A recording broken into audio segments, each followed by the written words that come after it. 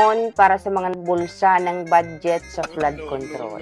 Sagot, sana all may Rolls Royce at payong. Karamihan sa mga kawani ng DPWH na nabanggit sa itaas ay paulit-ulit na binabanggit ang delivery ng pera ay para sa kaisaldi ko na dapat at least 25%. Si Kong Marvin Rillo naman ay ilang beses na binabanggit ang pangalan ni Speaker Martin Romualdez bilang kanyang malapit na kaibigan. Yung porsyento nila Boss Coricong at Boss Tambaluslos. Oo, i-deliver mo na agad yan sa kanila. Kumpleto yan, huwag mong babawasan. Kumusta na, paring Coricong? Eto, paring Tambaluslos. Nagre-relax sa US. Sana all!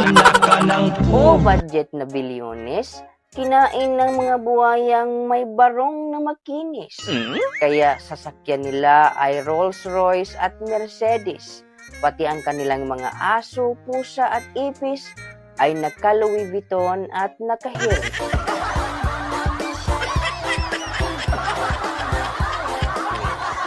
Sagot? Sana all may Rolls Royce at payong.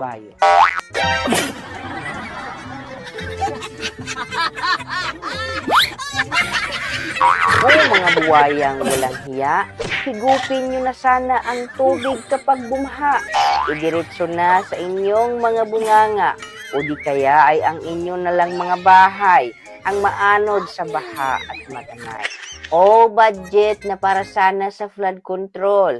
Binulsa ng mga buwayang angkol. Pinatihati ng mga kontraktor. Kaya pag bumaha ang kalsada ay naging swimming pool. Sagot? Sana all may Rolls Royce at payong. Diyos ko po, isang representative na po Bicol Party List, hindi alam na naka-on-air pala siya. Si ako, Bicol Party List Representative Alfredo Garbin Jr. Magandang tanghali po sa inyo, Kong. Salamat po sa oras. Magandang tanghali po. Balisa na yata si Kong, ang lutong ng PI. Sikat na sikat ka na ngayon, Kong.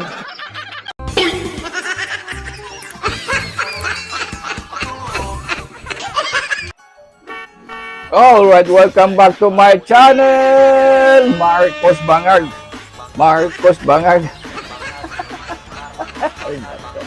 Alright mga guys, no? First off, shout out dyan kay Ma'am Sara Hermina. Yan, shout out sa iyo. Itong content creator po mga guys, no? Please follow her page. Yan po sa Facebook. At ito na nga mga kababayan, nako po, maraming nangyayari. Nako, etong balasahan sa Senado, si Escudero pinalitan ni One Mall University. Ito naman si Soto. Ito naman si Marcoleta mga guys, no? Papalitan naman ni Lacson. Bakit? Ang tanong, sa kalagitnaan pa, no? Nitong testimonya ni Vizcaya, talagang sinabi na itong mga pangalan ng mga congressman. Bakit biglang liko itong administrasyon mga guys? Ano ba talaga? Gusto niyo ba talaga malaman ang katotohanan? O na-corner kayo, kaya ayaw nyo na. Naku po. Ito na po mga guys, lagi na ganito po ang gagalawan ng mga dilawan. Pag sila po ay naku-corner, biglang liko. Naku. Ito nga si Bryce mga guys, tumawid naman dito po sa Kongreso. Ayun, nagsasalita. Marami ng sangkot ng mga senador. Ay, nako, Jinggoy. Shout out sa iyo. Wala man tayo problema kung sangkot is sangkot. Ang tanong natin is, bakit kailangan palitan si Marcoleta mga guys, no? Imbis na nagbubunga na, marami na pong umaasa. Kaya lang binudol na naman tayo nitong bangag mga guys, no? Hindi talaga maasahan ang utak nitong Marcos. Wala ka talaga, no? Kahit na nga malaman mo pa yung mga anomalya dyan, bongbong bangag, hindi pa rin kami satisfied kasi number one, kasalanan mo ay dinukot mo si Tatay Digong. Yun po. Ayun po, mga loyalista nga, kung bakit kami ay nagsisigaw pa rin ng Marcos bangag ngayon. Di ba? Alright, patuloy tayo mga guys, nakakahiblad talaga itong mga balita, itong mga ginagawa, mga galaw ng politiko. No? Dito lang tayo sa ating funny political videos. Tunghayan nyo po ito. Itong talagang masayang tagpo dyan sa Senate hearing ng flood control. Alright, let's go. Dr. Erwin Tulpo, who came at 8:39 a.m. this morning. Congratulations. Dr. JB Ejercito, the good one. Senator Jinggoy Estrada, the bad one, came at 9:09. God, how we will find a solution for the massive corruption that is happening in our country at a time where the trust to our government institutions and leader may be at its lowest. Every time we think it is the worst time, something even worse comes. My hope is this. Usually, permanent ang politics, yung change temporary. I can claim that nagsimula yung Senate presidency ni Senate President Escudero ng panahon ng isang Sara D. or the Vice President Sara Duterte. This morning, we heard another Sara D. Sara Diskaya, and that ended naman his Senate President. So, sarado na po ang term ni Senate President Escudero. Sa dami-dami mong ginanggit na pangalan na kongresista, sa lang tanong ko, Senador, meron ba? Your Honor, wala po. So, ito ka. Safe ka na. Sigurado po. You know, I resent that statement, Mr. Chair. I resent that statement. Safe ka na.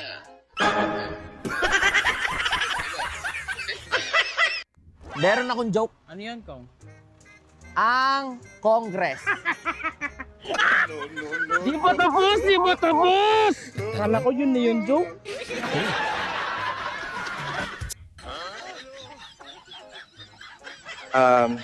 Hindi po talaga makikita yung projects namin kasi po para po talaga yun sa mga ghosts. Mga sangkot sa pagnanakaw ng pondo ng bayan. Si Congressman Najuboy po. Halata na nagsinungaling ka. Yung karamihan dito, kanino na pupunta? Senator Jinggoy, ikaw na. Wala to rito, singit ka kasi nasingit eh. Mabawi ka talaga. Hindi, pero importante yung direksyon niya. Kailangan malaman kanino napunta talaga yung pera. Sige. Lolo, saan galing ang buhaya na yan? Sa Kongreso, hinuli namin ni Marcoleta. Gusto mo manghuli? Marami pa doon.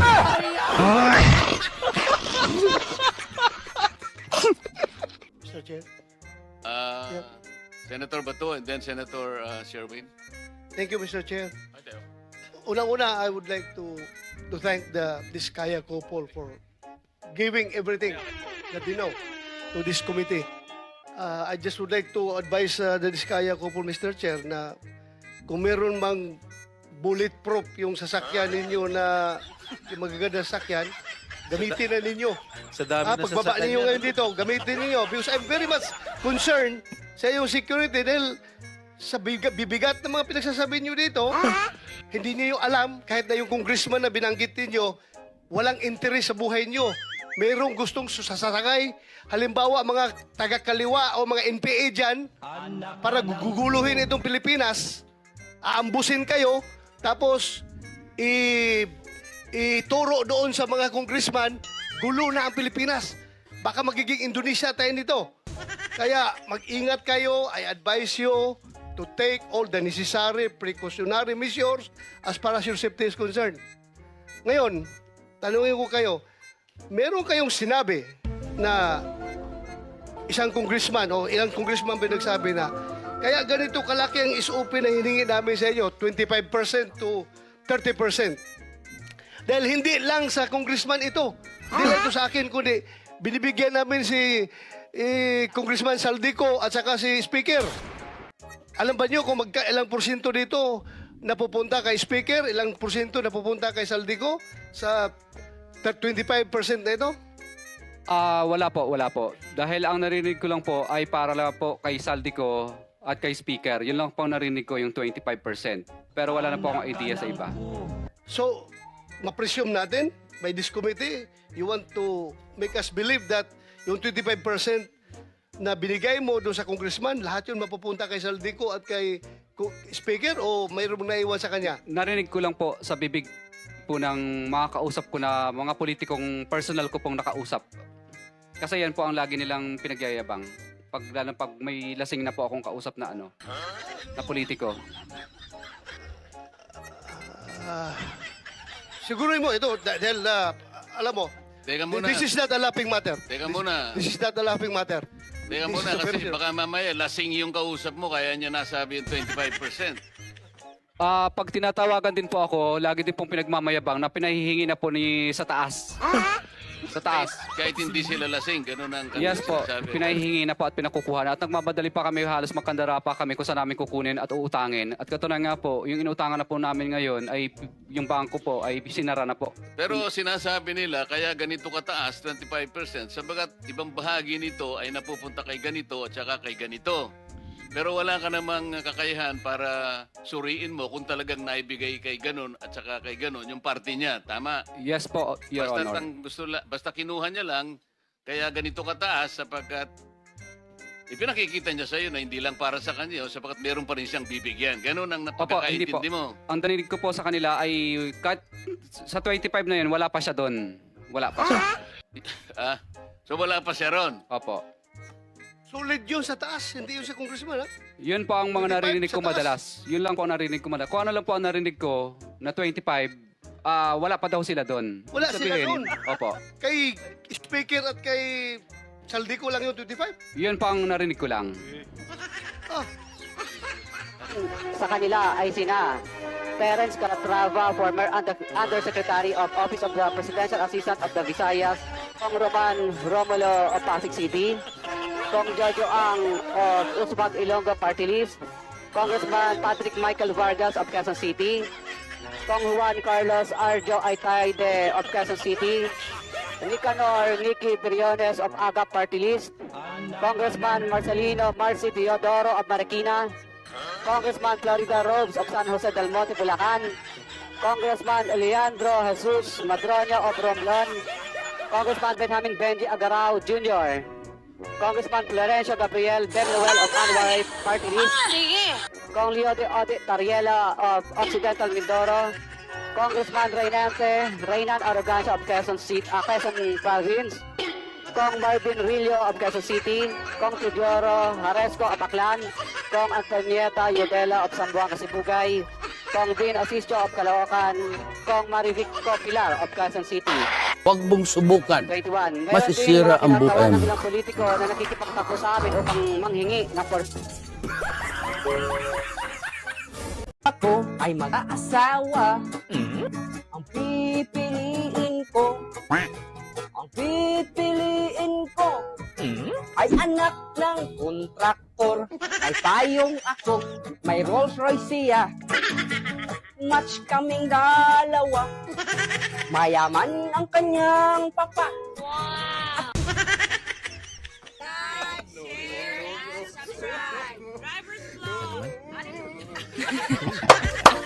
Yan, shout out po sa pamilya ko po yan. Yung last na video mga guys. Yan po ang pamilya ko. Yun po ang papa ko. Matanda na po yung papa ko. 87 years old na po yan. Mas matanda pa yan kay Tatay Digong.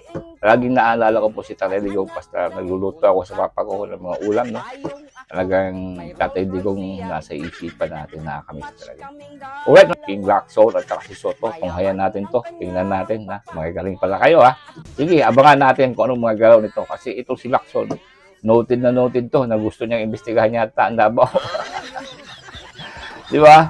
Galawan ni Bangag, nako po, bisto-bisto po palagi yan. Alright, hanggang dito lang tayo mga guys. No? Maraming salamat sa inyong panonood. Shout out sa inyong lahat dyan. Alam niyo all sino kayo.